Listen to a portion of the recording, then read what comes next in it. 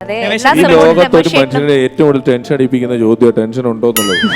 വെറുതെ ഇരിക്കുന്നവരെ ടെൻഷൻ ഉണ്ടോ, മൂത്രം ഒഴിക്കാൻ മുട്ടുന്നുണ്ടോ എന്ന് ചോദിച്ചാൽ വലിയ അപകടം. അതറിയാമോ? നമ്മളിത് മറന്നിരിക്കുമായിരിക്കും. അപ്പോഴാണ് വെറുതെ കൂടെ ഇരിക്കുന്നത്. സിനിമയുടെ ഒക്കെ ഇന്റർവെൽ ആവുന്നതിന് 20 മിനിറ്റ് മുമ്പ് മൂത്രം ഒഴിക്കാൻ മുട്ടുന്നുണ്ട്. നമുക്ക് ഒന്നും എഴുതി വെച്ചിട്ടില്ലാത്ത എല്ലാ വാതിലുകളും ഞാൻ തുറന്ന് കൃത്യമായിട്ട് കയറി പോയിട്ടുണ്ട്. പുഷെന്നോ പുള്ളെന്നോ എഴുതി വെച്ചാൽ ഞാൻ ഓപ്പോസിറ്റേ ചെയ്യുന്നുണ്ട്. ഇതുവരെ കൃത്യം ചെന്ന് തള്ളി എന്തെങ്കിലും ഓപ്പോസിറ്റ് ചെയ്തിട്ട് എനിക്ക് പോകാൻ പറ്റുള്ളൂ. അപ്പൊ അത് ടെൻഷൻ ഉണ്ടോ എന്ന് ആരോടും ചോദിക്കാൻ പാടില്ല. നമുക്ക് ചില ആൾക്കാർ വന്നിട്ട് ഇൻസൾട്ട് ചെയ്യണോ അഭിനന്ദിക്കണോ എന്ന് അറിയാത്ത സാധനങ്ങളുണ്ട്. ഞാനൊരു പരിപാടി കഴിഞ്ഞ് നിൽക്കുമ്പോൾ ഒരാൾ ഒരു ദിവസം വന്നിട്ട് എന്നോട് പറഞ്ഞു, നിങ്ങളുടെ ആ റെക്കോർഡ് ചെയ്തിട്ട് നിങ്ങളൊക്കെ കൂട്ടൊരു നാടകം കളിച്ചില്ലേ, ആ നാടകത്തിൽ ഇടയ്ക്ക് ഇങ്ങനെ ഒരു മ്യൂസിക് ഇടുമല്ലോ ഓരോ തമാശ കഴിയുമ്പോൾ. ഞാൻ ഇടുക അത് നല്ലതാട്ടോ, കാരണം ആ എന്നുള്ള മ്യൂസിക് കേൾക്കുമ്പോൾ നമുക്കറിയാം അവിടെ ഒരു തമാശ ഉണ്ടായിരുന്നു, അല്ലെങ്കിൽ നമുക്കറിയത്തില്ലെന്ന്. ഇത് അഭിനന്ദിച്ചതാണോ പുള്ളി വറുത്തതാണോ എന്ന് ഇന്നും അറിയാൻ പാടില്ല. സ്കൂളിൽ നാടകങ്ങൾ ഞാൻ പറഞ്ഞിട്ടുണ്ട്. അതായത് ഞങ്ങള് സ്കൂളില് മരം ഒരു വരം എന്ന് പറഞ്ഞൊരു നാടകം സംവിധാനം ചെയ്ത് അവതരിപ്പിച്ചു.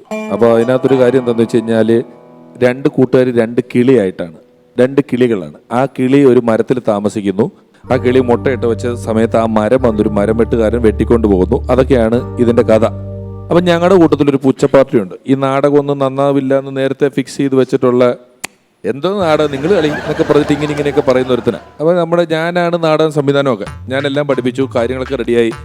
അപ്പം മരം നല്ല കാർഡ്ബോർഡിൽ ഒരു മരം വെട്ടി ഉണ്ടാക്കിയിട്ടുണ്ട്. ഒരു 5-6 അടി പൊക്കത്തിൽ മരം വെട്ടി ഉണ്ടാക്കിയിട്ടുണ്ട്. 2 പേര് മറ്റേ ചുണ്ടൊക്കെ ഫിറ്റ് ചെയ്ത് കുരുവിയായിട്ട് നിൽക്കുന്നുണ്ട്. ഞാൻ മരം വെട്ടുകാരനായി കഴിഞ്ഞു. അപ്പം ഈ പുച്ഛ പാർട്ടി അവന് ക്യാരക്ടറൊന്നും അഭിനയിക്കാനൊന്നുമില്ല, ഞാനൊന്നും ഇല്ല എന്ന് പറഞ്ഞപ്പോൾ നമ്മൾ പറഞ്ഞൊരു കാര്യം ചെയ്യും, ഈ മരം സ്റ്റേജിൽ പിടിച്ചോണ്ട് നിൽക്കേണ്ട ഉത്തരവാദിത്വം അവനാണ് സ്റ്റേജിന്റെ ബാക്കിൽ ഒത്ത നടുക്കിൽ ഈ മരം കാർഡ്ബോർഡ് ഉണ്ടാക്കിയ മരം ബാക്കിൽ നിന്ന് ഇങ്ങനെ പിടിച്ചോണ്ട് നിൽക്കും, ഒളിച്ചു നിൽക്കും. അങ്ങനെയാണ് നമ്മൾ പ്ലാൻ ചെയ്തത്. നാടകം തുടങ്ങിയിട്ട് ഇതൊരു സക്സസ് ആവാൻ തുടങ്ങിയിട്ട് ഒരു രക്ഷയില്ല.